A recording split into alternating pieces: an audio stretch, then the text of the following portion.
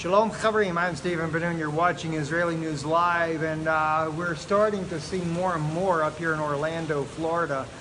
This storm definitely picking up wind speeds here as well. The trees here in the background, I don't know how well you guys can see them, but they're blowing pretty well at this point now. Shalom Chavrim, I'm Stephen Benoon. You're watching Israeli News Live here in Orlando, Florida, and we're trying to see how Orlando's going to fare out with the hurricane that is now the eye just south of Fort Myers, Florida. They're headed actually already inland now, still going north, but seems to have just a little bit of a northeasterly track there as it's moving north there. And of course, it's been downgraded once again. It's now got a sustained winds of 110 miles per hour. I kind of anticipated that. I know a lot of people thought it'd stay at Category 3 all the way to Tampa. I just didn't see that happening. By the way, if you are in Tampa or Fort Myers, any of those places watching, I've seen some comments of guys out there that are watching there. Love to have any of your videos. If you'd like to share them with us, we can share them here on Israeli News Live.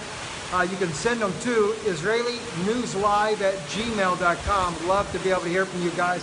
Winds are going pretty good right now. The rain is really starting to come down again.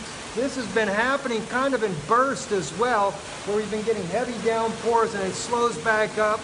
Heavy gusts of wind, tornado wind warning after tornado warning as these heavy gusts of wind come in.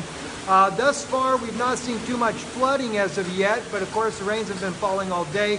We are in Florida, the ground's pretty porous here, but I can imagine in a matter of time with all these bands coming in with this heavy rain, that's not going to last very long. But anyway, we'll be keeping you up to date.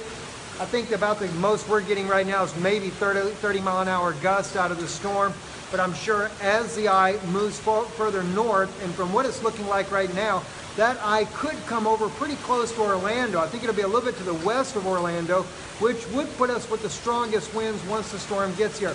Maybe it'll still be a Category 1 hurricane at that time. Now we'll go back to the regular news and share with you some insights going on over in the Middle East. I'm Stephen Benoon with Israeli News Live. Shalom.